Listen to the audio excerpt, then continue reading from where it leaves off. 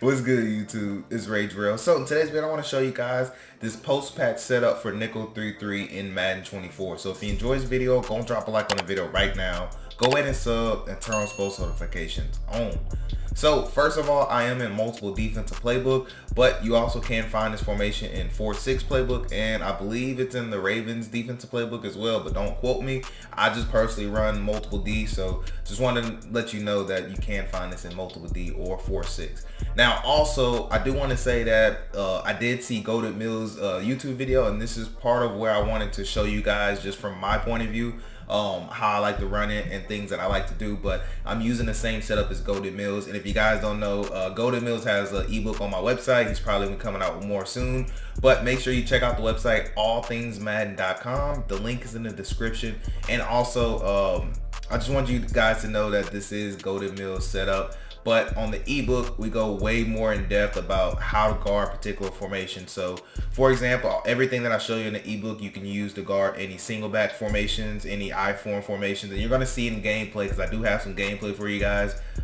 So I think you guys are gonna like that. But on the ebook, if you decide to purchase it, it's gonna go over like trip style formations, how to guard trips, how to guard your doubles, how to guard your tight, formations like your tight open, your tight slots, those type of formations. We're gonna talk about trips, like how to guard trips, tight end, tray wide flex. So we talk about all that on the ebook. So it really is worth it. So if you haven't, go to allthingsmadden.com. The link's in the description. Now, last thing that I do want to say is that current gen, I got y'all. I'm be coming out with videos more current gen based soon. It's just next gen, I gotta get some things out for next gen. So current gen, keep being patient. I promise I got y'all. But anyways, without further ado, man, let's go on and dive right into this so we can get this over with. So first I want to talk about personnel, because personnel really does matter with this defense. Now personally, this defense works best when you have safeties at the linebacker spots. Now I'd say that, but you really want to have some speed. Now the Browns in particular don't have super fast safety, so this guy right here I believe has 89 speed or so he's fine. But their safeties are extremely slow on the Browns. So what I did was I have Hickman here who has about 88 speed, and then I took Thornhill and I put him in my start. And this is going to be your user, so you want somebody who can move around with, somebody that you can hit, so somebody that's versatile is who you want here. Now up top, I normally like to put a cornerback at safety just to kind of help out if we want to play some man coverage.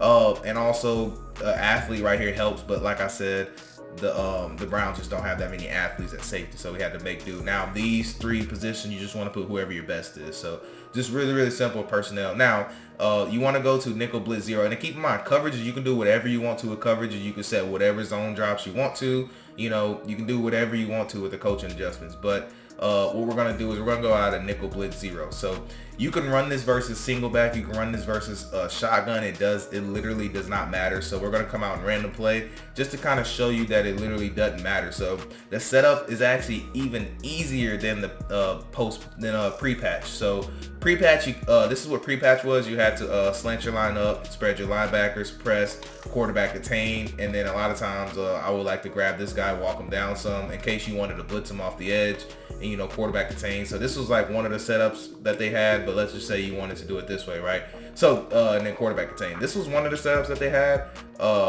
I say they, but this is one of the setups that was pre-patch, if that makes sense. So this was the meta setup, is the one I just gave you. So again, that meta setup was crash up, spread your linebackers, press, and then quarterback attain. So just it's cool because we don't have to worry about doing all that. Now let's get into post-patch setup. Okay, I just wanted to show you what the pre-patch was. So post-patch, all we're going to do is literally just press, and then we're going to quarterback attain. That is literally all we have to do. So what I love to do is when I'm doing this, I like to stand right about here, so directly over the D tackle. Now it all depends. Sometimes I do like to shade this side when I stand, so I'll be about right here, or sometimes I like to be right here. So it depends on where the running back is. A lot of times I like to go opposite the running back where I stand, and that's so if they run the ball, I can come straight down and then make the running back have to bounce it. Or if I believe they're killing me with a certain run play, I can come straight here and then make them actually have to run this way. So it all just depends on what you want to do. So I want to be able to see, actually they won't even let me see what this play is. So anyways, all we're gonna do is stand right there, and that's what you're pretty much gonna expect the whole time. It's really is that crazy. I can't wait to show you guys this gameplay, and I also want to give you kind of a cover shell that I do like to run myself. I feel like it wouldn't be fair if I didn't give you guys, you know, a cover shell that works for me. So anyways, you can tell why this works. If they don't block their running back, we're going to be able to scream at them basically all the time. So next thing I kind of want to show you is let's go to a specific formation. Let's go to something like tray open offset. And the reason why I'm going to this is because I want to show you worst case scenario. So worst case scenario is that they block their running back. And if you still want to guarantee pressure, I don't recommend this all the time, but if you want to get that pressure in and maybe you're just, you know, maybe it's a down and distance where it's really clutch for you to get this pressure. So one thing I like to do too is I'll grab this guy and move him out, and then I'll quarterback contain to have him as my contain, if that makes sense. So I like to manually move him when I do it. Now practice mode isn't going to let you keep him right there, but in game they'll let you keep him. When you bring him down, they'll let him stay. But just keep that in mind. I like to keep him as my contain, but it's not a big deal if you can't. We're going to pass commit right now. Your job is the running back, if that makes sense. So wherever the running back goes, that's where you're going to go. But we're going to get that immediate pressure. Now, I accidentally did touch the lineman, which you don't have to touch the lineman for it to come through. And I'm just going to show you that real quick. I happened to touch the lineman by accident, but it's not a big deal if you do, because what's going to happen is that this is immediate pressure. Just by sheer numbers, we're going to be able to scream, you know, at them pretty immediately. So just keep in mind, you know, you can do certain things like that. Let's go ahead and block our running back. And again, I just want to show you that. Let's go to a real passing play. Let's go to bench switch, right?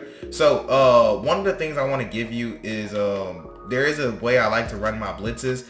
I sometimes like to cover two one side. So what I'll do is, let's say I want to cover to the right side. So what I'll do is I'll take this cornerback out there, I'll put him in a cloud, and then I'll take that safety and I'll actually put him either in a deep half, which is not going to show it, but I'll put him either in deep half, or I'll take X and I'll put him in an inside quarter.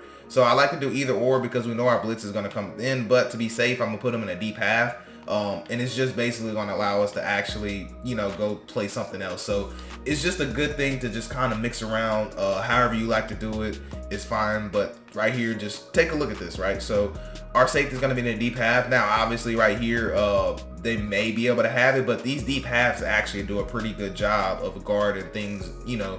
They actually do better in years past than they have. So just notice how he's going to be able to turn and run with that. So we have a chance to click on and actually get there. So either way, though, you've seen the blitz. You see how the blitz works. We could definitely run this versus under center. And that's what makes this defense dangerous, is because we understand that the pressure is going to get there. We know that. So that means that we can play pretty unique coverage shell. So for example, let me touch this guy to get him out the so for example, there's a lot of things we can do. So we can actually we can literally play something that looks like this, which is something I like to do. So we're going to play basically like a cover 2 or like a cover 3 in a sense, and we'll have a backside man coverage. And a lot of times I like to shade over the top, so that way when I press, when my cornerbacks are pressing down there, we don't have to worry about giving up a one-play touchdown. So I like to always pass commit as well. So this is one of my other favorite cover shells, to be honest with you guys.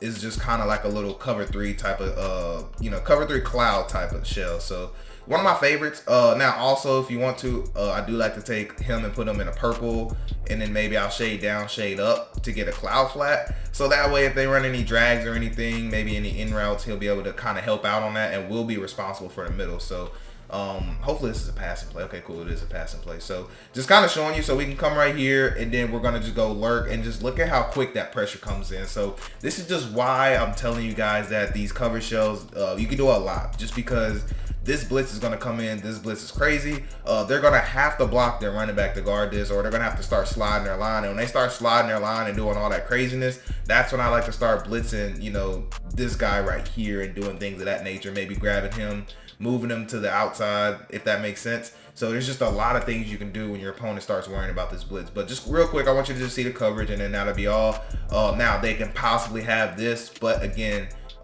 if you don't like this, you don't have to put him in a cloud and play cover 2 on this side. This particular play 4 vertical is just perfect for that. So anyways, I was just kind of showing you this, and obviously your user will be there, but the good thing about this defense is that it's high pressure. We're going to get that pressure there. Our opponent has to get rid of this ball right now. So if we take a look, who's open literally right now? There's only this guy that they can possibly throw, but it isn't far enough because we can still click on right here. The only guy that can throw it too quick is right here in front of their face, and by that time we'll be able to make a play. So anyways, wanted to show you this, wanted to show you post patch. And again, shout out to Mills for that I seen with this setup. He's about the only YouTuber I actually watch, just because me and him actually, you know, we collab and things of that nature. So Shout out Mills. But anyways, let's go ahead and check out this gameplay. Alright, so right here we got this gameplay, and like I said, man, you could definitely run this defense versus under center. You can run this versus any formation, which is why 3-3 is just a really good formation. It's why it's probably always going to be good because of how symmetrical the defense is and because of how Madden allows nickel to play. So the only way to really beat this defense, I would say, is you have to get rid of the ball quick, or you're going to have to take the time to pass protect and understand how to pass protect. But besides that, you're gonna have to get rid of this ball really quick, because you could tell if you're not having quick reads that you can make, you're really gonna struggle against this defense. It is a high pressure defense, which is why it works against a lot of opponents, because a lot of times people aren't going to be able to play high pressured, you know. They aren't going to be able to take the time to consistently dink and dunk. So what's going to happen is you're going to get a lot of this where your opponent's just going to quit out. And these games are played back to back to back.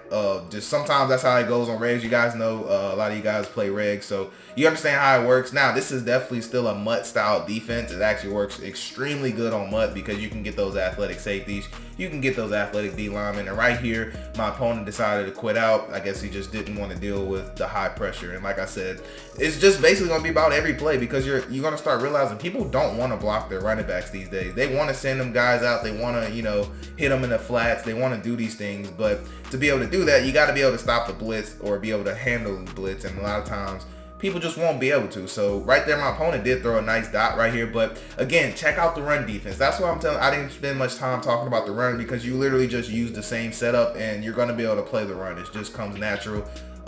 Really love, like I said, this defense. Just look at him screaming off the edges right there. My opponent makes a great read. I was playing a little slant, but he threw the other side. So really great play design right there. But like I said, this defense is going to force your opponent to have to play consistent. It's going to force them to have to take everything that you're giving them, because defense, you got to give something. And right there, we come up with a crucial little alert, and that's basically going to do it, because I believe he is going to quit out. Actually, I'm not sure if I have another game on here or not. I can't really remember right now, but you see my opponent did exit out. But that's going to wrap it up for this video, though. Like I said, man, shout out Mills. I appreciate you guys, though. And also, while I have you here, if you have any questions at all, let me know in the comments. If you need anything, if I can help in any type of way, let me know, because I really do love hearing from y'all. And all you guys that watch it, I truly appreciate you. Whether you buy anything from me, eBooks or whatever, whether you comment, whether you don't, whether you drop a like, whether you don't, just the fact that you're watching it and making it this far in the video, like, I really appreciate you. So thank you so much. And that's gonna wrap it up for this video, though. I do hope you have a blessed day. I'm Rage Real, and I'm out.